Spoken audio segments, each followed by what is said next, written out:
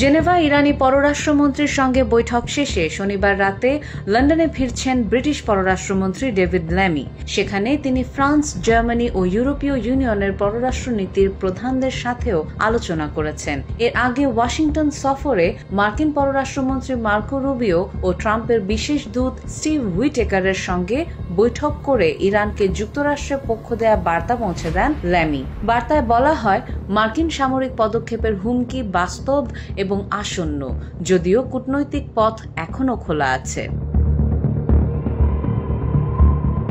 ইউরোপীয় নেতারা ইরানের পারমাণবিক কর্মসূচির নিন্দা জানিয়ে কূটনৈতিক সমাধানের ওপর গুরুত্ব দেন। বিবিসি জানিয়েছে, ইরানের সঙ্গে পুনরায় আলোচনায় বসতে আগ্রহ প্রকাশ করেছে ইউরোপ, তবে সময় ও স্থান নির্ধারিত হয়নি। বৈঠকে ইরানি পররাষ্ট্রমন্ত্রী জানান, ইসরায়েল হামলা চালিয়ে গেলে যুক্তরাষ্ট্রের সঙ্গে আলোচনা সম্ভব নয়। জবাবে ইউরোপীয় নেতারা বলেন, যুদ্ধ থামানোর একমাত্র পথ হল আলোচনায় ফেরা।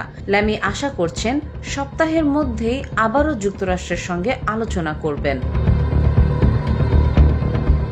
ডেস্ক রিপোর্ট, দৈনিক নেত্রকোনা।